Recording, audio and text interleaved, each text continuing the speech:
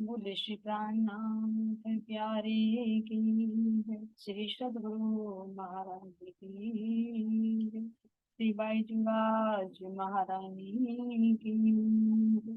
श्री पन्ना राम की जय। सब सुंदर साथ की जय। प्रथम लागू दो चरण को धनिये न छुड़ायो खिन रात तनी लाल राम मेरे जीव के जीवन। इन पाँव तले पड़ी रहूं धनी नजर खोलो बात न पल जवान निर्गुण मेरे जीव के ही तेरी महामति चाहे इन चरण को कर मन सावाचा कर मन आयो बैठो मेरे शरण मेरे जीव के ही जीवन मेरे जीव के ही बोले श्री प्राणनाथ प्यारे की श्री सद्गुरु महाराज की प्राणनाथ प्यारे नमस्कार जी। आप सबके धाम में विराजमान धामधनी के नूरी चरण कमलों में कोटि कोटि प्रेम प्रणाम। अपने श्री बाईजुराज महारानी के नूरी चरण कमलों में कोटि कोटि श्रद्धा।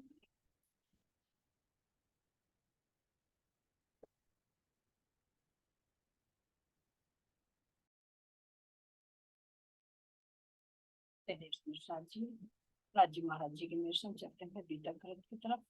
तो हमने सुना कि किस तरह से श्री जी ने माया से जो दूसरा युद्ध था वो युद्ध भी जीत लिया। अब यहाँ पर जैसे ही बायजू राज महारानी का धाम गमन हो जाता है तो श्री जी अपूर्ण रूप से सेवा की तरफ को समर्पित हो जाते हैं। समर्पित तो पहले भी थे लेकिन अब क्या करते हैं, ज्यादातर समय कहाँ पर ही व्यतीत करते हैं, मंदिर। अब यहाँ पर कैसे कैसे सुंदर साथ जी महाराज जी चर्चा करते हैं, उसका इसमें वर्णन है। सब सो चर्चा करके चित को दिया मरोर तुम आए सेजदा करो कर खंडनी कहिया जो। तो श्री जी ने कैसे फिर भी इतना होने के बावजूद भी सुंदर साथ को यही कहते कि वे मेरे धाम धनी है, गुरु गादी पर विराजमान है, तुम उनके चरणों में प्रणाम करो और उनकी आज्ञा का पालन। फिर भी कोई रोष नहीं दिखाया कि कितना कुछ कर रहे हैं मेरे साथ में। ये वाह महाराज जी कह रहे कि कोई देख का साला तुमको तुम भला चाहिए थी। ये चरितार्थ पल पल में कितनी माया की रुकावटें आ रही हैं, लेकिन दिल में जरा सी भी ना कोई ईर्ष्या ना कोई द्वेष। क्यों? क्योंकि निर्मल है। जो कहते हैं ना धनी देवचंद जी महाराज जी की तू परम धाम की निर्मल आत्मा है, तेरे अंदर कोई विकार नहीं। तो अब चरितार्थ हो रहा है क्योंकि परीक्षा की घड़ी जब भी होती है जब कोई स्थिति सामने। कहने के लिए तो हम कह देते हैं कि मेरे अंदर ये नहीं है, मेरे अंदर ये नहीं, मैंने ये विकार निकाल दिया, मुझे कुछ ऐसा नहीं है। लेकिन हमारे अंदर चित्त में वे संस्कार ऐसे भरे होते हैं कि जैसे ही परिस्थिति बनती है तो वो निकल कर आती है। जैसे जमीन के अंदर ना उद्भिज जो होता है ना, चार तरह से उत्पत्ति उद्भिज होता है जो जमीन के अंदर से अपने आप ही निकलता है। कब? जब बरसात या अपने सीजन।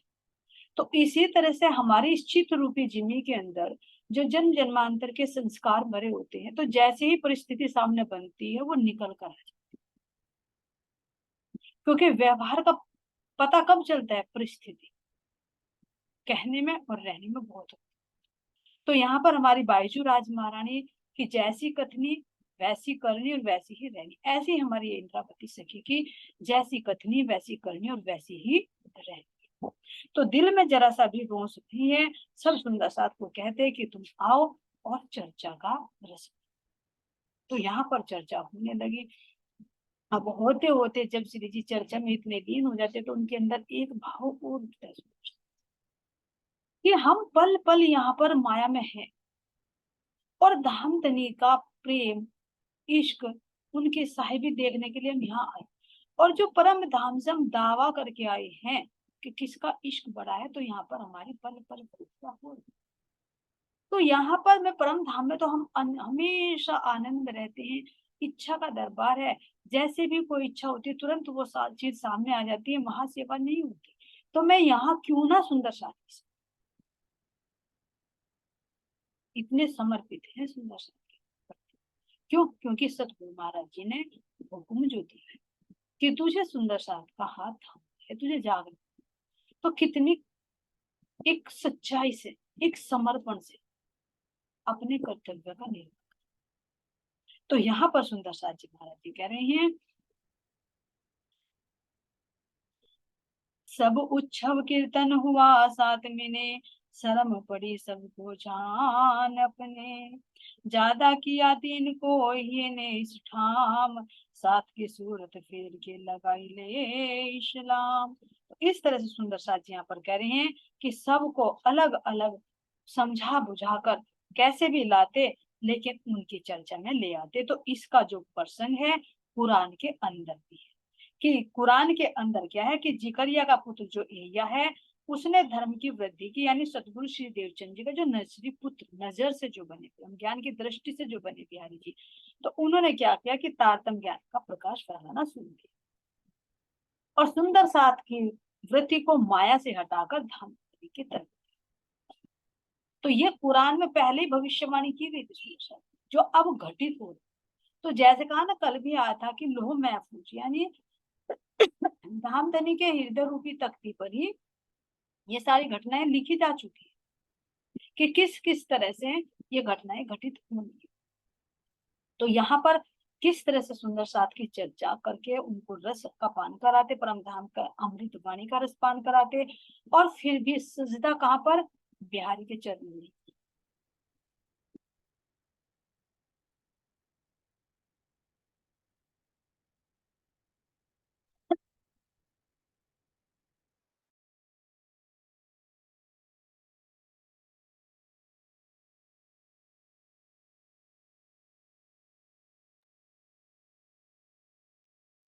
तो सुंदर साथ जी बिहारी जी के चरणों में सजदा कराते, लेकिन जब देखते कि बिहारी तो बाहर बाहर की चर्चा करते हैं, सुंदर साथ की आत्मा को शांति नहीं मिलती, तो वे चोरी चोरी से छिप के शाम के समय फिर चर्चा करते हैं, और परम धाम पे वो अमृत पानी का बरसात करते, और ऐसे चर्चा करते करते क्या करने, उनका दिल खुलने लगा। ये देखे क्या रही है, यो नित्याने चर्चा करते खुली आंकड़ी अंतर जामी, सब आई दिल में खुशबू है इस्लाम। कि जब वे सुंदर साथ के सामने चर्चा करते, तो उनके अंदर की दृष्टि और बढ़ती चली गई, और बढ़ती चली गई, और बढ़ती चली गई, और परम धाम के उस निज के आनंद की खुशबू आने, क्योंकि अभी समझ तो अंदर है लेकिन अभी प्रकट तो नहीं हुए ना, तो उन्हें उस आनंद की खुशबू आने लगी। तो यहाँ पर महाराज जी कह रहे हैं कि किस तरह से सुंदर साथ, तो ये शिक्षा मिलती है सुंदर साथ जी से। जितने भी हम चर्चा वाणी करेंगे, जितना हम रासपान अपने आप करेंगे और दूसरे सुंदर साथ को भी कराएंगे, धाम धनी अपने दिल का द्वार खोल देते हैं कि दे तू जितना देना, देने वाला मैं नहीं। और अगर हम इस ज्ञान को सोचे कि अरे दूसरा तो बड़ा जागृत हो जाएगा, वो तो आगे बढ़ जाएगा, मैं उसे क्यों दूं, उसके पास भी वो चीज नहीं है ना। सुंदर साथ जी यहाँ पर भी कहा जाता है कि जो फल होता है, जो वृक्ष होता है ना, दो तरह के होते हैं, एक फल पे तो वृक्ष, एक वृक्ष पे तो फल बाहर होते हैं, दूसरे तरह का ऐसे होते हैं कि वो अपने फलों को छुपा कर, जो जिमी के अंदर होते हैं, जैसे आलू हुआ या कोई मूंगफली हुई, है ना, इस तरह से। और एक फल बाहर, तो जो बाहर जिस वृक्ष के फल लगते हैं ना, तो उस वृक्ष की सब देखभाल कर, ताकि हमें दोबारा भी इससे फल। लेकिन जो वृक्ष अपने फल को, यानी पौधा अपने फल को नीचे जमीन में रखता है, तो उस पौधे को ही उखाड़ लिया जाता है जब उसके फल को प्राप्त। तो इससे क्या ये शिक्षा मिलती है कि अगर तुम जितना भी अपने इस ब्रह्म ज्ञान को फैलाओगे, जितना भी दूसरे सुंदर साथ को इसका रस पान कराओगे, तो धाम धनी पल पल तुम्हारे पे और मेहर करते चले जाएंगे। और अगर तुम इस ब्रह्म ज्ञान रूपी फल को दबा कर रखोगे, तो एक दिन तुम्हारा भी नाश हो जाएगा। जैसे पौधे को उखाड़कर उसका नाश कर दिया। तो धामधनी की यही इच्छा है कि जितने मेरी आत्माएं जुटाएंगे इतना मैं, है ना, कि जितना भी बांटो, खुले हाथों से बांटो तो इतनी बरकत। और अगर हम ये सोचे कि मैं क्यों सुनाऊं या मैं क्यों लूं, क्यों मेहनत करूं, तो उसके पास भी कुछ नहीं। तो यहाँ पर इसी तरह से समझिए नित्य प्रति चर्चा करते, और चर्चा करते करते अंतर की दृष्टि खुलती चली गई। इसीलिए कहा कि चर्चा भी होनी जरूरी है। जो हमने सुना उसको किसी न किसी सुंदर साथ के सामने दोबारा फिर चर्चा करे तो वो चित्त में चला जाता, पीछे भी आया। तो यहाँ पर कह रहे हैं, हम तो हैं धाम में एक खेल नहीं रंचक, हम शहर से नजीक बैठे आगे हक। तो अनुभव होने लगा, जब पहले उन्होंने कसनी की थी तो अपनी परात्म को देखा था कि मैं मूल मिला में धनी के सामने कैसे बैठा। तो यहाँ पर भी उनको ये अनुभव हुआ, अरे हम तो धाम में बैठे अपने धाम धनी के चरणों में, है ना, किसी चीज की कमी नहीं है, प्रेम से इश्क से सबसे ओतप्रोत आनंद में है, सब कुछ इच्छा से होता है। लेकिन यहाँ जब हम माया में आए तो हमें यहाँ का लाभ लेना है, लाभ लेना। तो परम धाम के अंदर तो कह रहे कि जो चाहे सब इच्छा से मंगा। जब सखियां हम तीसरी गोम पर धनी को जब आरोप आते हैं तो कैसे सखियां ले लेकर जोड़ती है, किसके लिए, आनंद के। नहीं तो सब कुछ इच्छा से हाजिर हो जाता है। तो इंद्रावती जी के दिल में आया, अरे वहां तो सेवा नहीं है, मैं क्यों ना यहाँ सेवा कर, मैं अपने सुंदर साथ की अपने परम धाम की सखियों को क्यों ना मैं यहाँ ऐसे ही आरोगा हूँ। जैसे वहां पर हम श्रृंगार करते हैं, एक दूसरे को वस्त्र आभूषण पहनाते हैं, क्यों ना मैं अपने यहाँ पर भी उसका लाभ हो, सेवा का, सेवा की जो भावना वो उजागर। अब कह रहे हैं सुंदर साथ जी, यह खुशहाली दिल में उठत कई तरंग, हमारे धाम नजीक हक सुभान की अर्धम।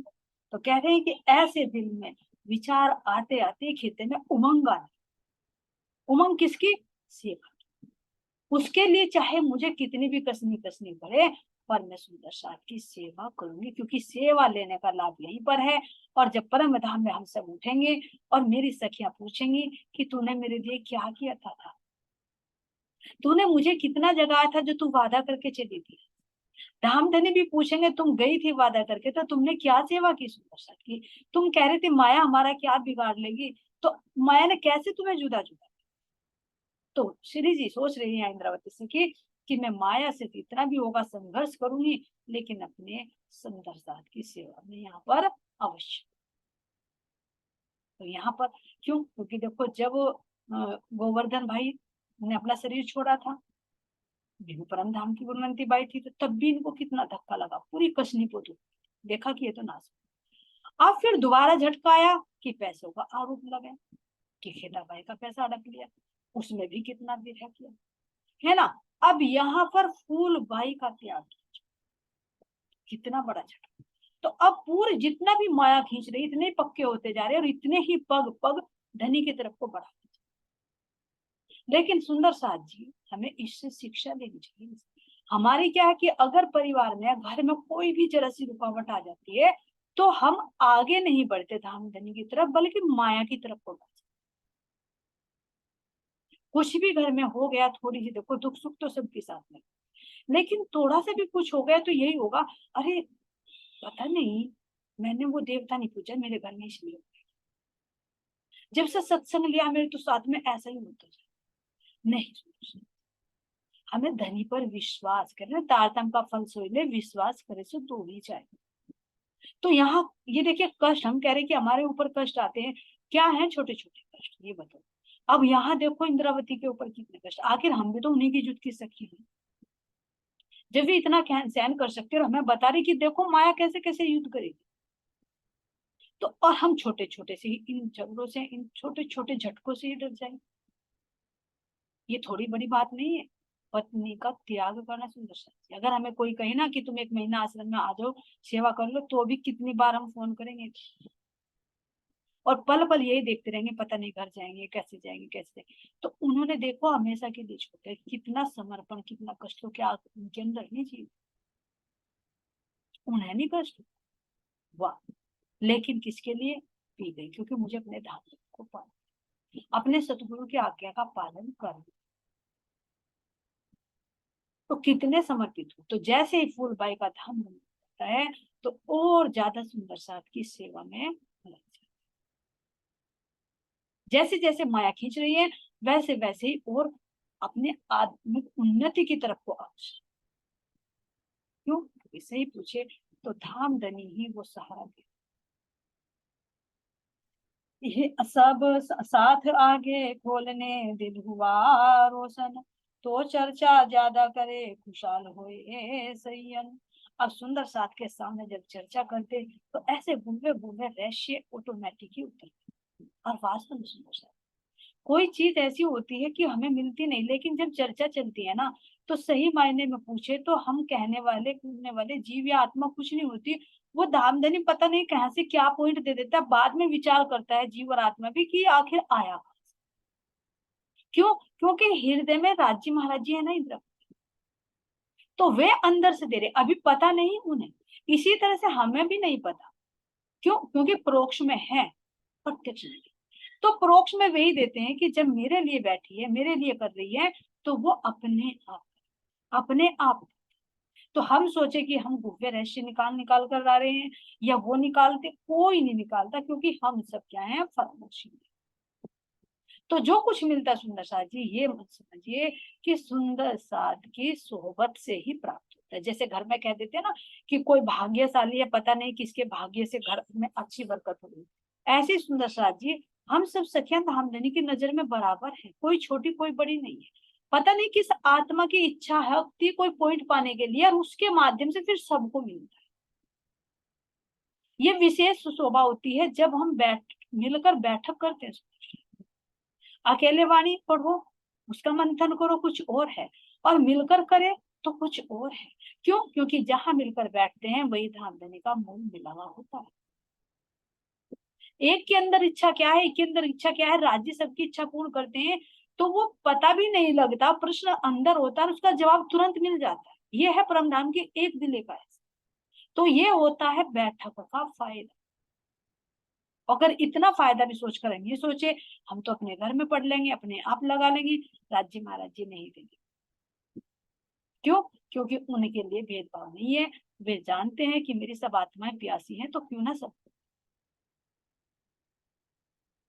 यहाँ पर सुंदर साथ जी कह रहे हैं कि जैसे जैसे उनका दिल खुलने लगा, गुव्य रहस्य निकलने लगे, तो उनके दिल में और इच्छा होने लगी कि मैं सुंदर साथ को और ज्यादा से ज्यादा चर्चा का रसपान कराऊं, क्योंकि उनके साथ में मुझे भी तो आनंद मिलता है,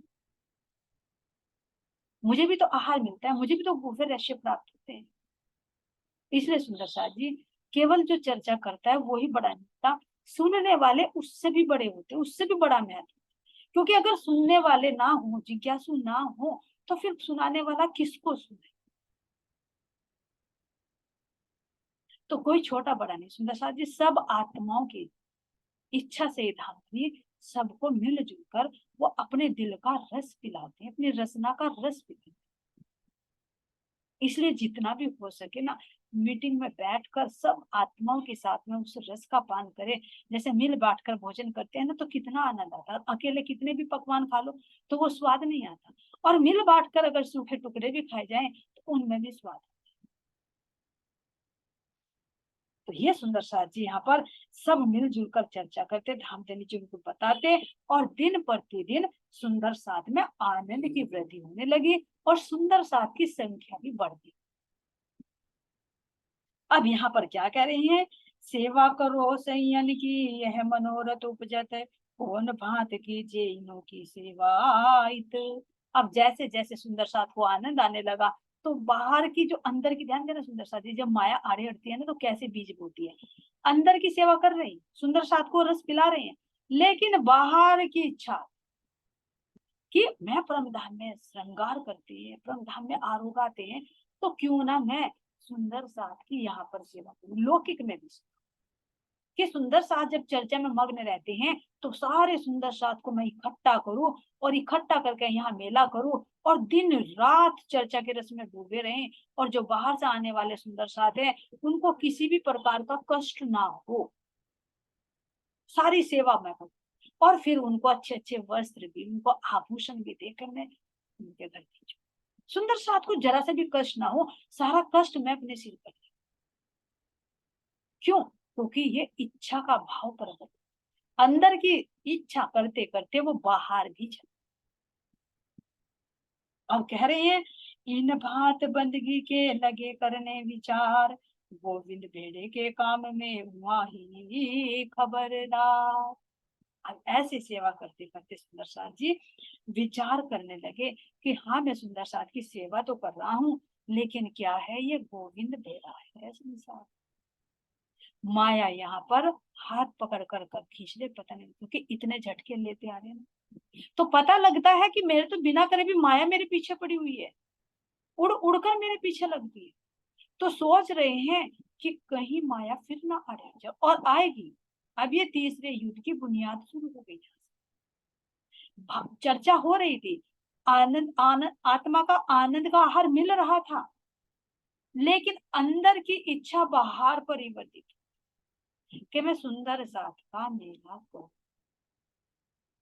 उनको अच्छे अच्छे व्यंजन बनाऊं, दूं, उपहार दूं, और सबको उस रस्म में दूं। लेकिन डर क्या हो रहा है कि कहीं माया आ जाए, क्योंकि ये संसार क्या है सुंदर साथ जी, गोविंद गोविंद भेड़ा। तो गोविंद भेड़े की भी व्याख्या महाराज जी करते हैं कि गोविंद भेड़ा क्यों कहा गया। यहाँ पर कहा गया कि एक नगर में एक सेठ रहता था, उसकी इच्छा थी संसार। ध्यान देना, ये गोविंद भेड़ा ये संसार है, और अगर हमारे अंदर अज्ञानता है तो यही हम ही है यहाँ के सेठ, कोई दूसरा नहीं सुंदर साथ। ये सेठ हम ही है। जब हमारी इच्छा, कोई लौकिक इच्छा अधूरी रह जाती है ना, तो हम संसार में भटक और फिर दूसरों को भी खींच कर लाते। तो ऐसा ही हुआ, जो नगर का सेठ था वो क्या था, सांसारिक वृत्ति में ज्यादा लिप्त। अब अचानक उसकी मौत हो जाती है। तो वो मौत हो जाती है तो वो सोचता है कि कोई भी अगर परमात्मा की राह पर चलेगा उसको मैं ना चलने दूं, और यहाँ पर मैं अपना बाजार लगा कर सबको भुलाऊं, और ये मेरी प्रेत नगरी है ना, इस प्रेत नगरी में सबको मैं प्रेत करूं। हर एक के अंदर इच्छा होती मैं अपनी संख्या बढ़ाऊं। देखो, चाहे देवी देवताओं के अंदर हो, चाहे संसार वालों के अंदर हो, चाहे किसी भी, सबको ये था कि मैं अपने वंश वृद्धि, अपना विस्तार। तो ऐसे ही प्रेत, ये प्रेत जो बना, जो गोविंद बेड़ा कहा, इसने अपनी नगरी बना ली, अच्छे अच्छे व्यंजन सब कुछ सजा, और जो भी उसमें से जाता उसकी चीज लेता वही प्रेत।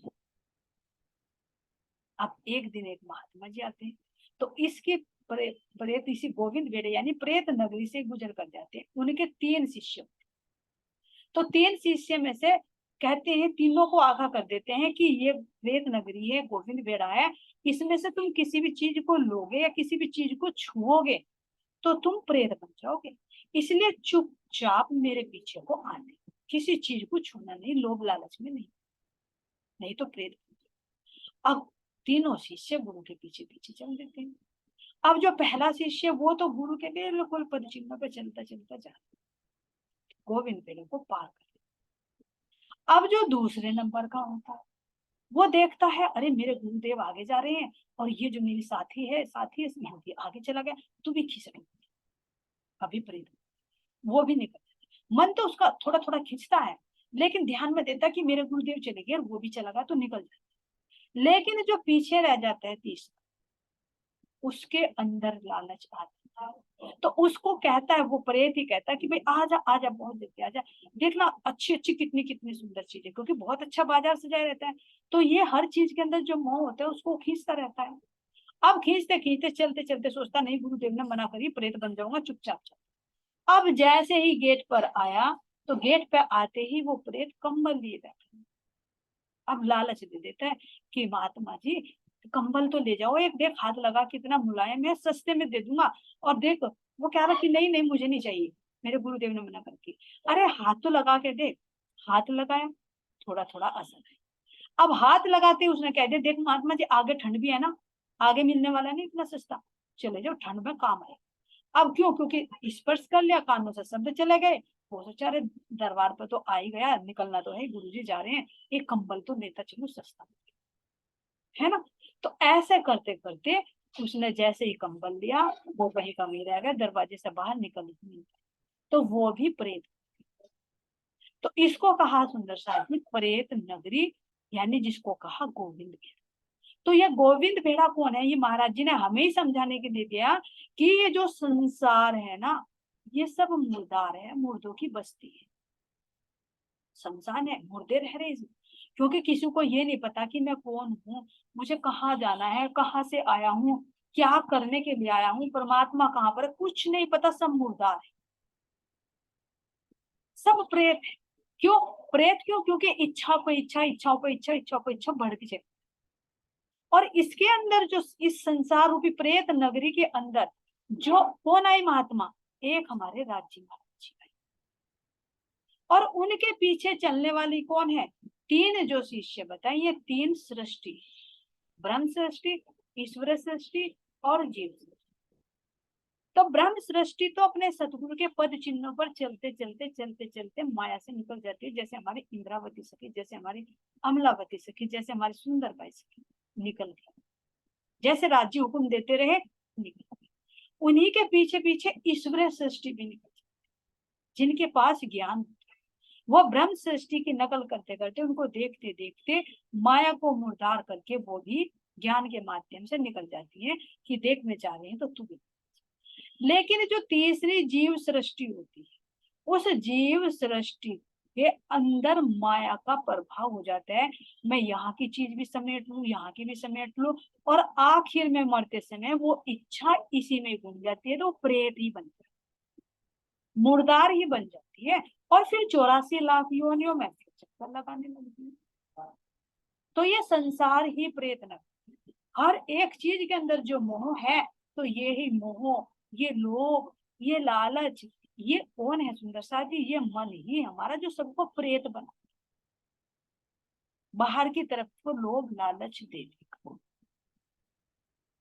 तो ऐसे यहाँ पर ये गोविंद भेड़े का जो वर्णन किया गया सुंदर साथ जी, हमें इसमें देखना है कि हमें अपने सदगुरु के साथ साथ चलकर इस भवसागर से निकल जाना है, या यहाँ के संसार के विचारों में, यहाँ के लोभ में, मोह में, मर्यादा में, माया देखो कितने रूप से आती, एक ही रूप से नहीं है।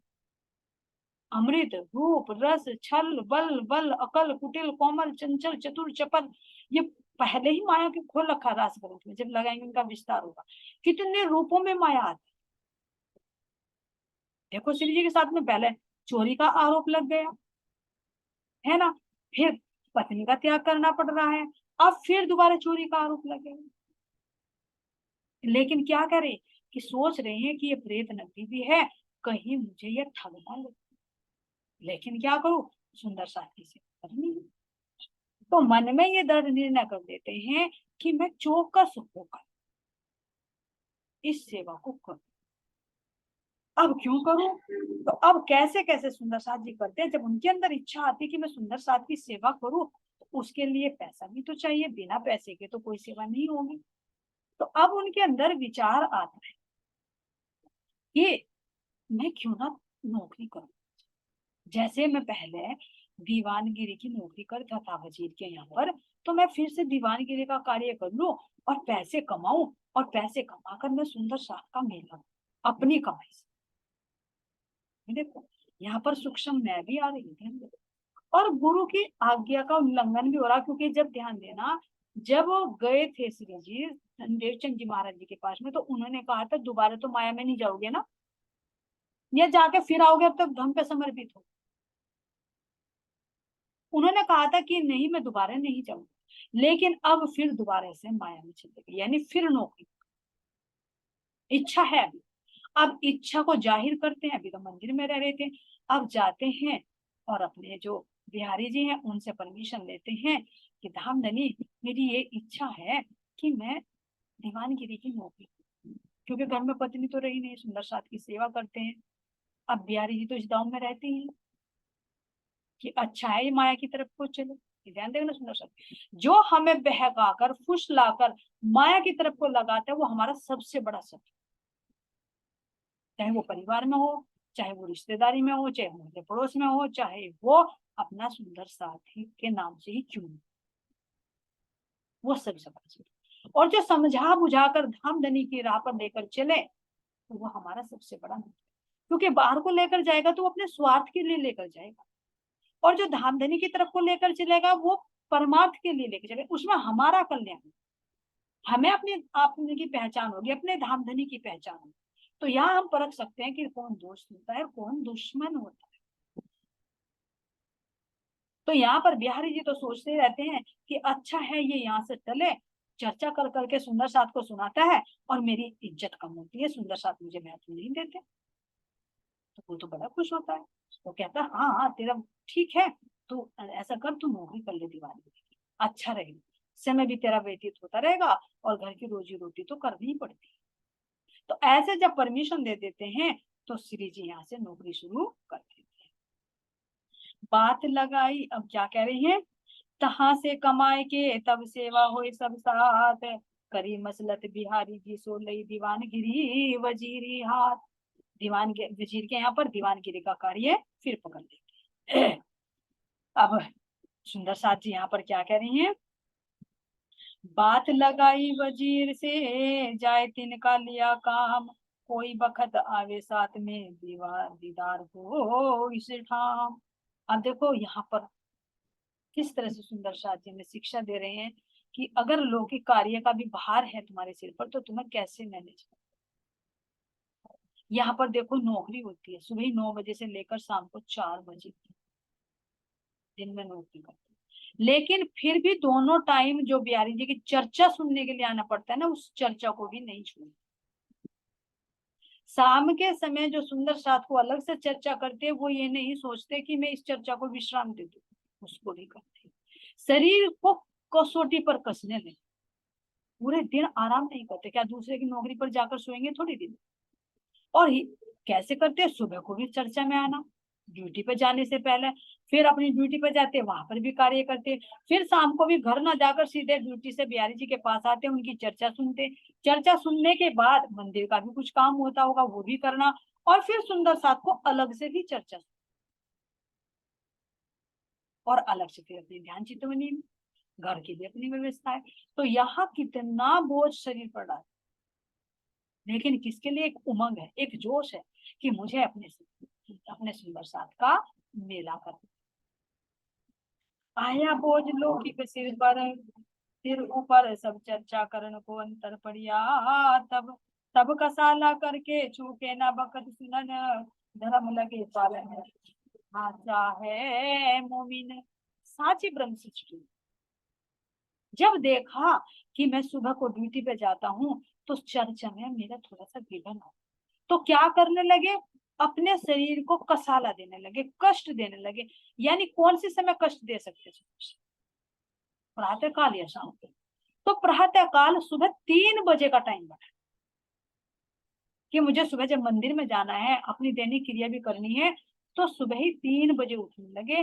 3 बजे उठकर अपना ध्यान करके, अपना विचार करके, अपने नित्य क्रिया करके बिहारी जी के पास जाते, वहां पर चर्चा सुनते, फिर वहां से वजीर के यहाँ जाते, वहां दिन भर नौकरी करते, फिर 4 बजे बिहारी के पास आते, फिर चर्चा सुनते, फिर रात को 9 बजे तक सुंदर साथ को चर्चा सुनाते, फिर घर जाते, फिर अपना काम करते। तो ऐसे अपना समय उन्होंने शाम को और सुबह को बढ़ा दिया, यानी सत्संग सेवा में ज्यादा टाइम देना। लेकिन क्या किया, अपने सत्संग चर्चा नहीं छोड़ी, क्यों, क्योंकि सच्चा है। तो क्या कह रहे हैं, उठे पिछली रात को करने को दीदार, बिहारी जी के पास आए के सुने चर्चा परवरदिगार। सुबह ही उठ जाते 3 बजे और बिहारी जी के पास परवरदिगार यानी राज्य महाराज जी की चर्चा श्रवण करने के लिए आते। स्वरूप चर्चा सुन के तब आवे दरबार, कारभार चलावे लौकिक होय के खबरदार।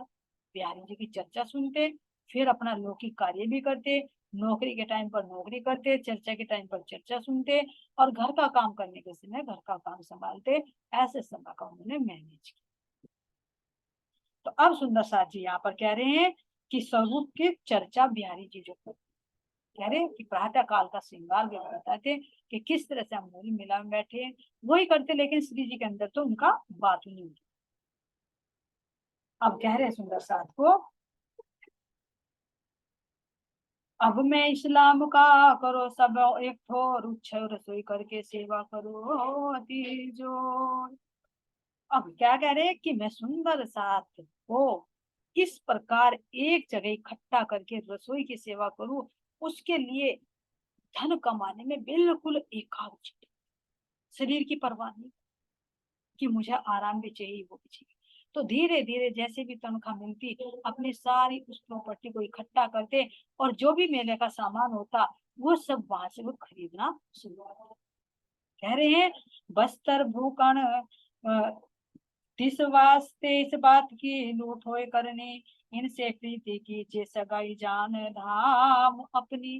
कि मेरे जो सुंदर साथ हैं, मैं मेरा जो परम धाम का संबंध है, मैं उनकी इतनी तत्परता से सेवा करूं कि जो आज तक ना करी हो, और धाम में जब हम उठे तो मेरी प्रशंसा कि हाँ इंद्रावती ने ऐसा। तो इस तरह से सुंदर साथ जी कह रहे हैं कि वे देख रहे हैं कि धाम धनी पल पल हमारी खबर ले रही हैं, और एक दिन सबका न्याय होना है कि कौन कितनी सेवा कर रहा है, कौन कितने ईमान से चल रहा है।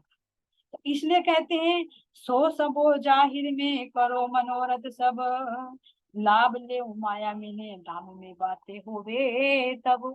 मैं यहाँ पर सुंदर साथ की सेवा करके माया में लाभ ले लूं, और जब परम धाम में उठे तो हम कितनी प्रसन्नता से बातें। एहे आज माँ इस साथ की करत हक सुभान, मोमिन की माया मिने होत है पहचान। इस चौपाई पर ध्यान दीजिए सुंदर। एहे आज माँ इस साथ की करत हक, कि राज्य महाराज जी ब्रह्म आत्माओं की यहाँ पर आजमाइश कर रहे हैं, परीक्षा ले रहे हैं। कैसे परीक्षा ले रहे हैं कि उनका सुंदर साथ के प्रति कैसा प्रेम है, कैसी सेवा भाव। क्योंकि यहाँ प्रेम निभाने के लिए ही तो आए, प्रेम का दावा करके ही तो आए थे। तो तुम्हारा धनी के प्रति, तुम्हारा सुंदर साथ के प्रति कितना समर्पण है, कितना सेवा भाव है, उसकी परीक्षा यहाँ पर ली जा रही है, पल पल ले। तो कह रहे हैं मोमिन की माया मिने होत है पहचान। तो यहीं पर तो इस माया में तो ब्रह्म सृष्टि की पहचान होगी कि वो कितनी प्रेम में समर्पण है, और कितना उसके अंदर प्यार है। ये सुंदर साथ जी देखना कि हम जब से परम धाम से यहाँ पर आए हैं, जब तक जाएंगे हमारी परीक्षा पल पल चल रही। कैसे बाहर निकल कर ही तो पता चलता है, परम धाम में तो हम एक रूप थे, लेकिन खेल में आकर पता चल रहा है कि कैसे कैसे सुंदर साथ अपनी श्रद्धा विश्वास पर टिके। तो ये हमें ध्यान रखना सुंदर साथ जी कि क्या हमारी परीक्षा हर पल चल रही है, हमें किस प्रकार से चौकन्ना। एहे आजमाइश साथ की करत हक सुभान, मोमिन की माया मिने होत है पहचान, होत है पहचान। बोलिए श्री प्राणनाथ प्यारे श्री सद्गुरु